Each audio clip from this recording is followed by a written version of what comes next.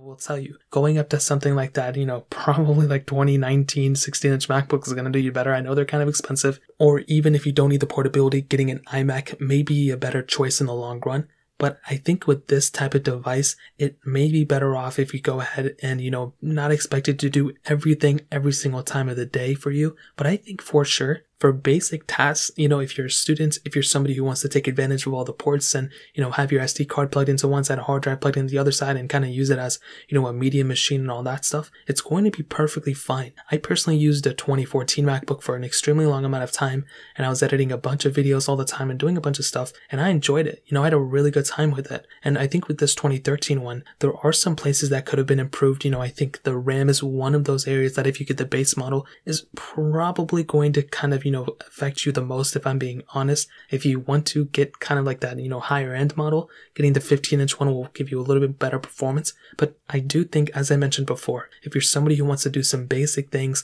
kind of get, not necessarily the craziest amount of performance here and there, but pretty much get something that's, kind of consistent and, kind of consistently slower here and there, I think you're going to be okay. It's still fairly smooth. Of course, it is a little bit glitchy here and there. It gives you some problems here and there, but I think it's still a pretty decent performing MacBook when you consider the price tag and the age, all things considered. Now, it's not perfect. It's probably on its last leg of software. I'm unsure if it's going to be getting the next version. It might, but as of right now, it's already kind of pushing the outdated cycle. So that's kind of a sad thing for both the 13-inch and the 15-inch. But I think it had a good life. It lasted for an extremely long amount of time. And I think for sure it's a solid contender there in terms of software longevity. But unfortunately, it's at the end of the software at this point. But one thing I love about these older MacBooks, as I always mention, especially this 13-inch 2013 one, is that there are still a lot of things you can actually go ahead and improve and increase on these MacBooks.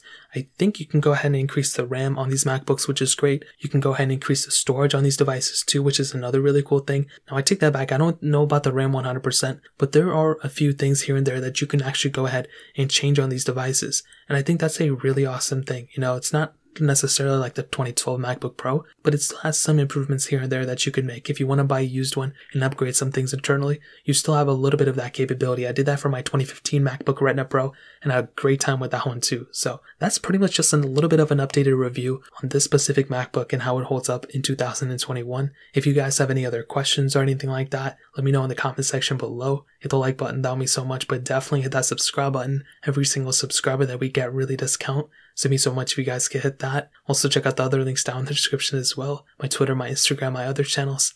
More importantly than everything else, I love every single one of you guys. Hopefully I'll catch you guys in the next video. Peace out till then.